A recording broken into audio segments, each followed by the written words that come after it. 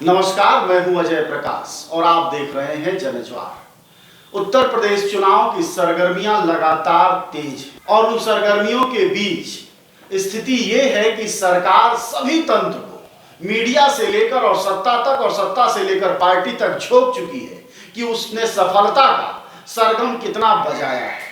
ऐसे में जानना जरूरी है उन लोगों से जो कि उन चीजों से जुड़े हुए हैं। इस वक्त हमारे साथ लखनऊ शहर के कई लोग हैं जो महिला अधिकारों के लिए संघर्ष करते हैं।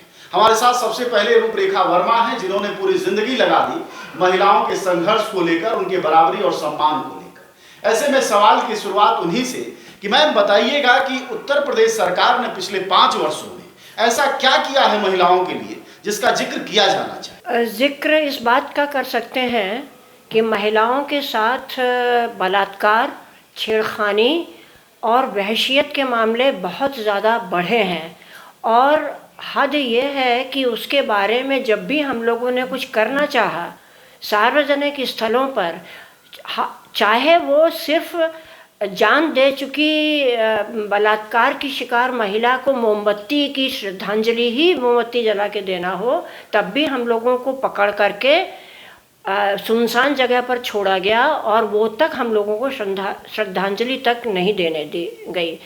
मुझे तो लगता है कि जो महिला शक्ति मिशन का पूरा प्रचार है, महिलाओं की सुरक्षा का प्रचार है, रात में गहने पहन के लड़की निकल जाए और अपराधी जो है दूरबीन से नहीं देखते वाला जितना भी डिस्कोर्स है जी, उसमें वो शुद्ध झूठ है और महिलाओं की दशा कहीं ज़्यादा बिगड़ी है। हम नहीं भूल सकते कि वर्तमान मुख्यमंत्री जी, माननीय मुख्यमंत्री जी ने सत्ता संभालने के चंद दिनों के अंदर ही ये एक बयान दिया था कि महिलाओं को सशक्तिकरण की ज़रूरत नहीं है, उनको सुरक्षा और सहारे की ज़रूरत है।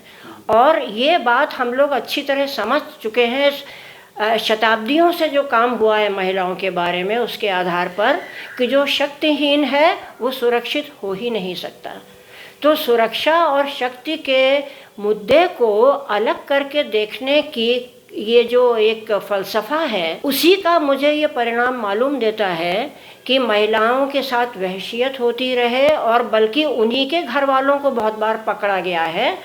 हम हाथरस का मामला नहीं भूल सकते हैं, जहाँ पर कि जो सवर्ण जाति के लोगों के साथ इसी पार्टी, रूलिंग पार्टी के लोग जाकर एक आश्वासन देते रहे कि हम तुम लोगों को, आरोपियों को पकड़ने नहीं देंगे। तो ये आलम है, ये रवैया रहता है, ये रवैया रहा है। अच्छा, एक बात अगर हम आपकी बात से समझने की कोशिश करें, जो मूल बात निकली, सशक्तिकरण से कोई परेशानी रही सरकार को, उसने कहा कि सहायता सुरक्षा जरूरी है, सशक्तिकरण जरूरी नहीं है। तो ये बताइए कि मतलब अगर ऐसा है और महिलाओं को लेकर यह रवैया है, मैं आपसे सवाल करना चाहूँगा कि तो फिर मैं देखता हूँ जब हम लोग फील्ड में जाते हैं तो महिलाओं की एक बड़ी संख्या योगी और मोदी के पक्ष में भी बोलती है। तो वो क्या इस सशक्तिकरण के गैप के कारण है या क्यों है? देखिए, जो महिलाएं हैं वो अगर सरकार के पक्ष में, योगी के पक्ष में बोलती हैं तो उसमें से बहुत ज़्यादा प्रतिशत उन महिलाओं का है जिनको घर में ये बताया जाता है कि आपको किसको वोट देना है, किसके पक्ष में बोलना है। महिलाओं को जो हमारा पूरा जेंडर डिस्कोर्स है, जिसमें कि उनको अपने फैसले लेने की इजाज़त नहीं होती है, उसी आधार पर उनसे जो कहा जाता है वही वो बोलती हैं, क्योंकि उनको अपने फैसले लेने, खुद से सोचने की इजाज़त सोसाइटी में है नहीं, जिस पर हम लोग काम करते हैं जेंडर बराबरी पर। तो अधिकतर महिलाएं वही बोलती हैं जो घर के पुरुष चाहते हैं, उसके अगेंस्ट वो जा भी नहीं सकती हैं। ये वाली स्थिति है। मीना जी, आप हमारे साथ हैं और लगातार मैं लखनऊ की सड़कों पर आपको देखता हूं, हाथ में पोस्टर, बैनर सब कुछ होता है। तो आपका अनुभव क्या कहता है पिछले 5 वर्षों के सरकार के काम को लेकर? मतलब आप लोग आलोचनात्मक रहते हैं, लेकिन आखिरकार क्या कुछ भी ऐसा नहीं हुआ जिसको गिनाया जाए इस सरकार में महिलाओं को? नहीं, कुछ भी ऐसा नहीं हुआ। एक महिला के तौर पे अगर देखा जाए तो कुछ भी ऐसा नहीं है जो इस सरकार के बारे में 5 साल में हम लोग गिना सकें। बल्कि महिलाओं की दुर्दशा बढ़ी है, वो हर लेवल पे बढ़ी है, चाहे सुरक्षा का सवाल हो या उनका अपना घर चलाने का सवाल हो। मैं 15 दिन से गली गली घूम रही हूँ इवन जो आप कह सकते हैं जिस जाति को ये माना जाता है कि बीजेपी के वोटर हैं, उन्होंने भी सवाल का जवाब देने का जरूरत नहीं कहा, और सब ने कहा कि नहीं, महंगाई तो है, ये हमारे घर का निवाला छीना जा रहा है। और सुरक्षा वाले पे, जैसा कि रूपरेखा मैम ने बोला कि हम लोग देख रहे हैं छोटी छोटी बच्चियों के साथ बहुत चंद घटनाएं हैं जो हमारे आप तक पहुंची हैं। ये घटनाएं बहुत ज़्यादा बढ़ी हैं, और इसका जो पूरा प्रचार तंत्र उनका जिस तरह से है कि जिसके साथ होता है उसी का चरित्र हरण करने वाला है, तो और गरीबों के साथ होता है, दलितों के साथ होता है, वो हिम्मत ही नहीं कर रहे हैं इस बात को ले आने के। बहुत चंद लोग हैं जो ये हिम्मत कर रहे हैं। तो इस सरकार में ऐसा कुछ नहीं है जिसमें एक महिला के तौर पे कहा जाए 5 साल में कि इन्होंने अच्छा किया, और ना इनसे कोई ऐसी उम्मीद है। अच्छा मैम, पिछली सरकारों में भी महिला अपराध को लेकर मुकदमे दायर करने में बड़ी कोताही होती थी, तो अभी इस सरकार में भी वही हालत है या उससे भी बुरी स्थिति?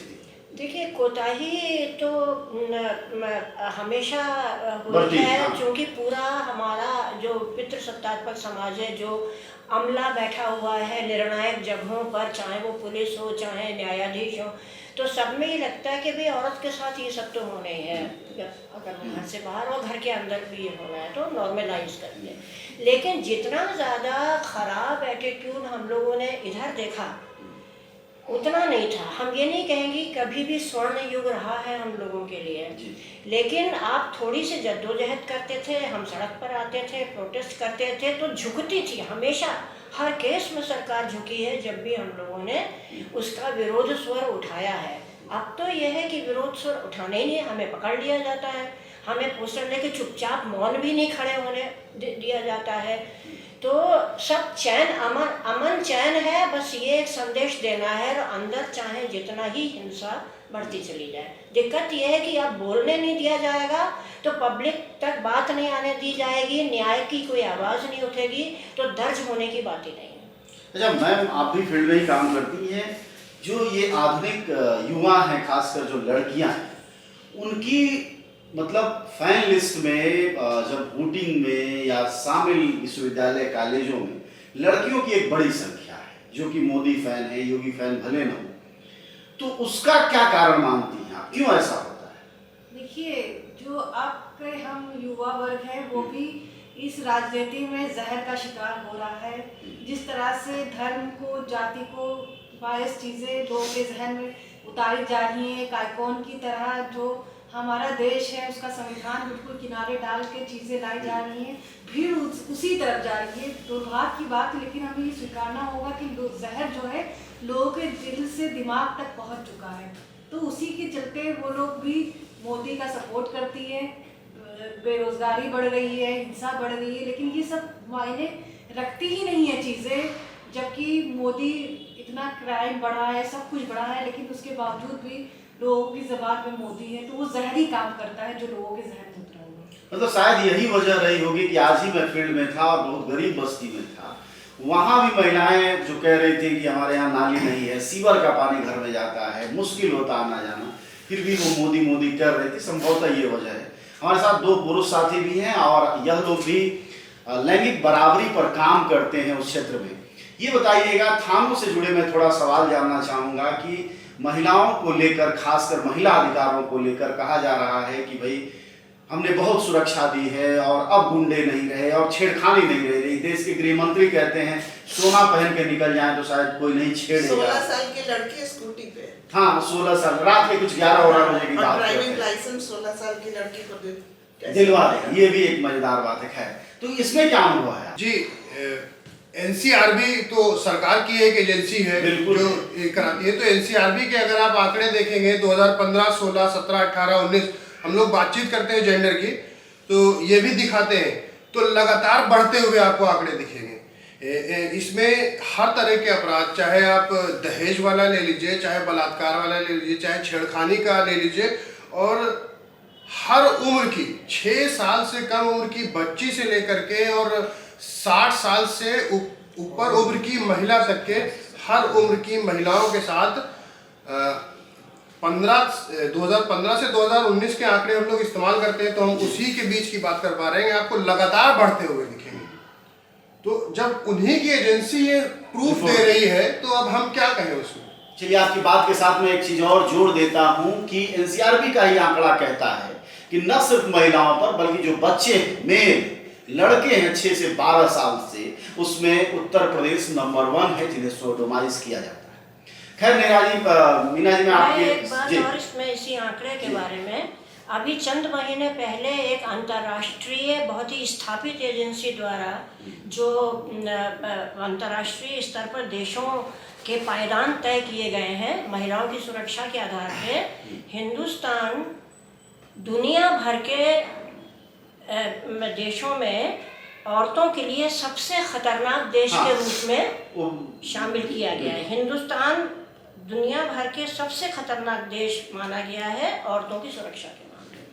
तो मीना जी, मैं यही पूछ रहा था जो मैम कह रही, इसी को अगर हम आगे बढ़ाएं कि अगर इस तरह की स्थिति है तो सड़क तक आंदोलनकारी महिलाओं का आना, उनको संघर्षों में शामिल होना तो जाहिर तौर पर पहले से ज्यादा चुनौतीपूर्ण हो गया होगा, अगर आप लोगों की बात को ठीक माना जाए। एकदम चुनौतीपूर्ण हो गया है, लेकिन जनता के बीच में जाने पे कुछ क्या कहा जाए, बड़ा भयंकर अनुभव भी है। अभी मैंने बीकेटी में किया 30 तारीख को, तो वहाँ पे आके मतलब बक्सी का तालाब तहसील पे, हाँ बक्सी का वहाँ तहसील है, वहाँ पे तो एक महिला ने बताया कि वो अपना खेत बेचकर उन्होंने बिजली का बिल जमा किया है। एक महिला ने बताया कि वो 5% ब्याज पे लेकर के 26,000 रुपया 5% ब्याज पे लेकर के उन्होंने बिजली का बिल जमा किया है जेल जाने से बचने के लिए। एक तीसरी महिला ने कहा कि उनके पास खुद की जमीन नहीं है, 5-6 बीघे जमीन वो दूसरे से बटाई पे लेके करती हैं और उनके पति जो है पूरी रात वहाँ रखवाली करते हैं और उसमें अगर 1 घंटे के लिए भी नींद आ गई तो पूरा खेत साफ हो जा रहा है। तो ये है इनका मॉडल। और सुरक्षा का जो सवाल है वो लगातार बना हुआ ही है। 6 साल का 3 साल बच्चे से लेकर 70 साल की बुढ़िया तक सुरक्षित नहीं है। तो स्थिति बहुत खराब है। दूसरा जो ये एक सवाल आया, मैं इसको आगे बढ़ा दूं कि जिस बात का बड़ा चर्चा है, जिसके माध्यम से योगी और मोदी की तस्वीर घर घर पहुंची है, वो नमक और रिफाइंड तेल, उसमें भी ये बात आ रही है कि भाई वो जितना दे रहे हैं उतने में पत्नी 2 बच्चे और सास ससुर, अगर माँ बाप को जोड़ लिया जाए तो उनका महीना नहीं चल पा रहा है। और वो जो 1 लीटर तेल दे रहे हैं उसका तो कोई मतलब नहीं है। गरीब कह रहा है कि हमको तो सरसों का तेल चाहिए, सब्जी उसी से बनती है और हम कभी अगर हिम्मत जुटा पाए तो पूड़ी भी उसी तेल की खा लेते हैं। तो इसका भी कोई बहुत असर नहीं पड़ रहा है। दूसरा सवाल है कि वो केवल फरवरी तक क्यों, यानी चुनाव तक क्यों? क्या उसके बाद कोई ऐसी जादू की छड़ी योगी जी या मोदी जी के पास है कि उनकी स्थिति आर्थिक रूप से बदलाव में जाएगी? और अगर ऐसा नहीं है तो उसको आगे बढ़ाना चाहिए। और यही वो सवाल है जो महिलाओं को रोड तक अपने पति से लड़ के भी आ रही हैं। एक सवाल और जो मिडिल क्लास से महत्वपूर्ण आया, जो कि बोल नहीं पाते हैं, वो अपनी चीज़ों को छुपाते हैं, तो महिलाओं ने उसमें से जो रोड पे नहीं भी आ रही, उन्होंने धीरे से बताया कि मैडम ये महंगाई हमारे घर में आग लगाई हुई है। हमने कहा वो कैसे? तो हमारे यहाँ ज़्यादातर झगड़ा इसी बात पे हो रहा है क्योंकि वो जितना दे रहे हैं उतने में हम महीना नहीं चला पा रहे हैं। का सिलसिला आगे बढ़ाते हैं, हम बातचीत का सिलसिला आगे बढ़ाते हैं और हमारे साथ एक और पुरुष साथी। अभी जब मीना जी कह रही थी कि किचन पर बहुत असर पड़ा है और काफी दबाव में है महिलाएं, ऐसे में जाहिर तौर पर पुरुषों पर भी दबाव होगा। तो पुरुषों का नजरिया महिलाओं को लेकर या महंगाई को लेकर इस पर आप क्या कहें? सर देखिए, जो चीज़ें आज से अगर आप 4, 5, 6 साल पुरानी बात अगर देखी जाए तो जो चीज़ रिफाइंड तेल की, हम सरसों के तेल की बात करें, 90-80 रुपए में हम लोग को मिल जाता था, आज वो 200 रुपए में है। तो उसका एक सबसे बड़ा असर कि हम जो आमतौर पे जो बिना खाए पिए तो हम रह नहीं सकते हैं, और महंगाई का सीधा असर एक आम इंसान की ज़िंदगी में किस तरीके से पड़ा हुआ है, क्योंकि जो 80 रुपए में मिलता है 200 रुपए में मिल रहा है। सैलरी वही है, महंगाई आसमान छू रही है, तो कहीं ना कहीं उसका असर तो पड़ा ही है लोगों के खाने पीने पर भी। और जाहिर सी बात है, जब इस तरीके से सफ़र करना पड़ेगा अपनी रोज़मर्रा की ज़िंदगी की चीज़ों को इकट्ठा करने के लिए, महंगाई बढ़ती जा रही है। आज पेट्रोल 100 से ऊपर हो गया है और आना जाना वैसे ही है, रोज़ सफ़र करना है, बाइक चलानी है, पेट्रोल बढ़ रहा है। तो ये कहीं ना कनेक्ट है आपस में। कमाने का जिम्मा, जैसा कि ज़्यादातर तो यानी पारिवारिक कलह काफी बढ़ रहे होंगे। और जैसे भी कोविड का दौर गुजरा, तो कोविड के दौर में सारे लोगों की जो कमाने का जरिया था वो बंद हो गया अचानक से, लोग घर में हो गए। और ये जैसा कि अपराध जो बढ़ा, तो वो उसका भी एक कारण क्योंकि लोगों के रोजगार छिन गए, तो उसका एक मानसिक दबाव जो था वो भी लोगों पर पड़ा जिसकी वजह से आपसी कलह की आप क्या होगा, कैसे होगा, तो ये इसने भी बहुत असर मतलब डाला। आर्थिक दबावों में भी एक वजह से भी अपराध, पारिवारिक अपराध बढ़े हैं। इसका भी हम आपको बताएं, लॉकडाउन के पहले मार्च की शुरुआत के एक हफ्ते का एक जो कॉल जो किया जाता है, फ़ोन पे जो कंप्लेन की जाती है, उसका एक आंकड़ा निकाला गया था। तो 116 या 17 मार्च की फर्स्ट वीक का था डोमेस्टिक वायलेंस का जो था केसेस थे, ठीक है। और उसके बाद फिर 23 मार्च से जो लॉकडाउन लगा था, 23 मार्च से और पूरा वीक आप समझ लीजिए जितना भी हो, तो वो बढ़ के करीब 256 या 257 केसेस हो गए थे लॉकडाउन लगने के तुरंत बाद ही।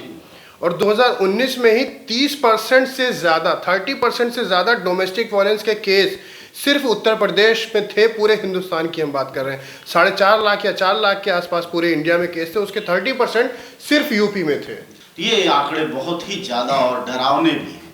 मैम, आखिरी तौर पर रूपरेखा जी, आपसे मैं जानना चाहूँगा कि यह चुनाव का वक्त है, हम जब बात कर रहे हैं तो अगले हफ्ते यानी इसी हफ्ते संभवतः नोटिफिकेशन हो जाएगा, चुनाव की घोषणा हो जाएगी अगर मोदी जी ने चाहा तो बड़ी बात यह है कि महिलाओं को, खासकर महिला संघर्षों से आप जुड़ी हुई हैं, ऐसे में महिलाओं को क्या चुनना चाहिए जब वोट देने जाएं, क्या सोचना चाहिए जब वोट देने जाएं? देखिए, महिलाओं को सबसे बड़ी चीज़ यह है कि हिंसा का सवाल सबसे बड़ा सवाल है और उनके वजूद का सवाल सबसे बड़ा सवाल है। जो आंकड़े इधर आए हैं, पिछले सालों में बेरोज़गारी बढ़ी है, पर उसमें बेरोज़गारी का जो बहुत बड़ा प्रतिशत है वो महिलाओं की बेरोज़गारी का बढ़ा है। तो उनके अपने रोज़गारी का ज़िंदा रहने का सवाल है। दूसरा, जो सेक्सुअल ऑपरेशन उनके साथ जो वहशियत की घटनाएं हो रही हैं, उसमें भी ज़ात और धर्म बीच में आ रहा है। ये सबसे ज़्यादा स्त्रियों को बांटने और स्त्रियों के गरिमा का सवाल है। तो मुझे लगता है कि स्त्रियों को मैं ये कहूँगी कि कम से कम जीवन में एक बार आप अपनी अक्ल से सोचें, अपने दिलो दिमाग से सोचें और केवल अपने पुरुष साथियों, घर परिवार और मोहल्ले के जो प्रचार करने लोग आते हैं उनके हाथ अपना दिमाग गिरवी ना रखें। अपनी तरफ से सोचें कि आपके ज़िंदगी में क्या हो रहा है, किस तरह तहस नहस हो रही है। और जिस सरकार के समय ना आपकी रपट दर्ज होती है, ना आपके लिए किसी को बोलने दिया जाता है, ना आपकी नौकरी सुरक्षित है, ना आपका शरीर सुरक्षित है, उनको दोबारा वापस लाना आत्महत्या करने के बराबर है। आप सोचिए, आपको आत्महत्या करनी है और पूरे परिवार को फिर आत्महत्या करने के लिए उकसाना है, या आपको ज़िंदगी अपनी आगे चलानी है थोड़ी बहुत गरिमा और शांति के साथ। शुक्रिया आप सबका बातचीत के लिए। हम लोग बातचीत कर रहे थे इस वक्त सब लखनऊ में, और लखनऊ के हमारे साथ वो लोग थे जो सामाजिक आंदोलनों, खासकर महिला संघर्षों, महिलाओं की हालत पर स्टडी करते हैं, संघर्ष करते हैं। बातचीत से समझ में यह आया कि स्थितियां क्या हैं, निर्णय आप सब पर है, चुनाव का वक्त है। मूल बात यह होती है कि अगर इस 5 साल में की तैयारी कि आप एक दिन को नहीं सोचते हैं, फिर पूरे 5 साल हाथ रगड़ते हैं, अफसोस करते हैं, थानों में चक्कर लगाते हैं, अपराधियों की गोली खाते हैं, और तस्वीर नहीं बदलती और तकदीर भी नहीं। न गोदी मीडिया, न विरोधी मीडिया, न इसकी मीडिया न उसकी मीडिया। हम हैं जनता की मीडिया, जनज्वार। जनज्वार के YouTube चैनल को सब्सक्राइब करें। खबरों की ताज़ा अपडेट के लिए बेल आइकन को जरूर दबाएं।